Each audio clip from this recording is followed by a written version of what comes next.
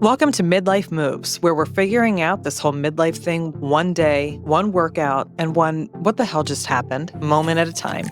I'm Heather, and if you're navigating career shifts, fitness goals, parenting teenagers, or just wondering when the hell we became the grown-ups, you're in the right place. Let's talk about the real stuff, no filters, just honest conversations and a little bit of chaos. Let's get into it. Hi, I'm Heather Francis, and welcome to another episode of Midlife Moves. I can remember probably 2 years ago waking up and thinking, is this all there is? And why do I feel like this? And this sucks. Well, I went through a very dramatic identity collapse, but that's where this podcast was born from. It was understanding that I needed more for myself. I was talking to my girlfriend over the weekend, and she started talking about the fact that she was feeling very restless in her life. And she didn't understand where that was coming from. And she started talking about the fact that she felt really guilty having those feelings because she has all these blessings. She loves her kids. She loves her husband. She loves her home. She loves, this life that she's built. And it made her feel really ungrateful. And as she's talking, I was like, I know this feeling because I lived this feeling. And I think a lot of us have lived this feeling. So this is the feeling that we're going to talk about today, that restlessness and the gratitude. And I'm going to share my experience with it because that is all that I can offer in terms of expertise. The conversation that my girlfriend and I had was very much like two things can be true. You can love all of these things about your life. You can love your family. You can love everything about your life, and you can still want more. They don't, it doesn't have to be one or the other. These two very different things can be true. And it doesn't mean you're ungrateful. It means you're growing. At this phase of life, I know for me personally, this was a space that I had time. My need for alignment came when my kids started growing. I had more time on my hands, and my purpose was changing. My purpose up until that point, my purpose for 20 something years was being a mom and taking care of these kids and helping them with all of these like growing tasks. And as they started aging out of the house and aging out of like needing me every day, they didn't have the same need for me. And so I didn't need to show up for them in the same way. And then I had time.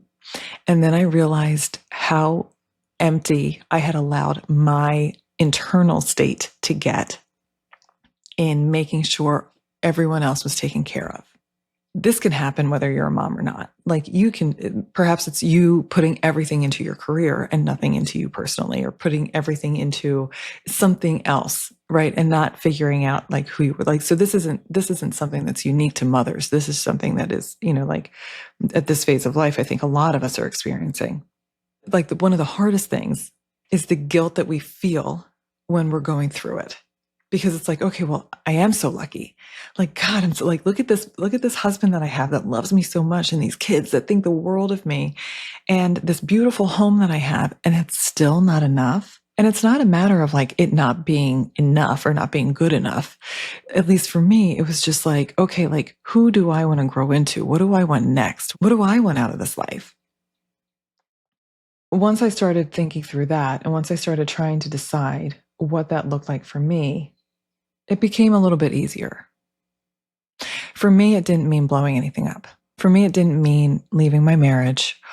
It just meant that I needed something more. When I started going through this, my social circle, when I tell you it was small, it was minuscule. But then like once I started going through this, I started realizing like how lonely I was. So I didn't know that other women were feeling this way. I didn't know that this was common, but I didn't need to blow everything up.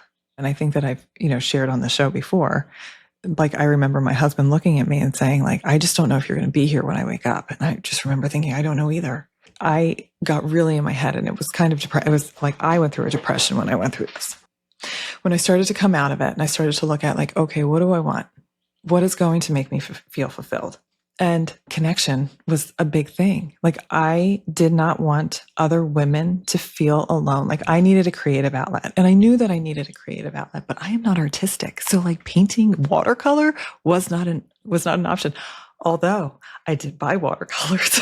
I tried that, and I have them sitting in my drawer right next to my desk as we speak.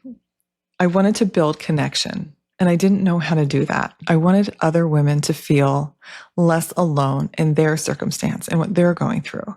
And so that is where the idea for the podcast was born. If I can help one other woman going through what I'm going through feel less alone, then that would be fulfilling for me. That feels like it aligns with the person I want to be and the things I want to do. And that felt good for me. It's not going to look like that for everybody. It could be changing your job. It could be going to Zumba. It could be anything. I also chose to do this very publicly. And I realize that that's not for most people. And that's okay too. The thing that I want to reframe is the guilt that we feel around having this feeling. And I want to offer the perspective that it's not us being ungrateful with what we have. It is us just growing. It is us realizing that we have space for more, that we are allowed to build bigger internally. If you're content at some point in your life, it doesn't need to stay stagnant. It can change. It can look different at different phases of your life. Maybe you're looking for a new challenge. Maybe you're just looking to express yourself in a different way. This is a time in our life where we still have, God willing, half of it to go, right? I'm 45. I probably have, at least another 30, 35 years, hopefully more. There's so much more to us. And what that looks like today is not what it's going to look like in another 10 years. And don't shut down the opportunity for growth because you have felt content up until now. You don't have to leave your marriage. You don't have to leave your job. You don't have to blow everything up. It might just be a little thing that you can change and add, but give yourself permission to explore that, to figure out where you want to align better. I think a lot of us think that dissatisfaction means something is broken, but really it's just information. Maybe it's your life tapping you on the shoulder saying, there's more of you in there. And with that, my friends, I leave you. Of course, always reach out with any questions. I am generally available via DM, or you can email me at midlifemovespod@gmail.com. Until next time. That's it for this episode. If you had fun, learned something, or just feel a little less alone in the chaos, make sure to hit subscribe so you don't miss what's next. And if you want to keep the conversation going, come find me on Instagram at @HeatherMoves_, because midlife is way more fun when we do it together. Until next time, keep moving forward, or at least keep moving. See ya.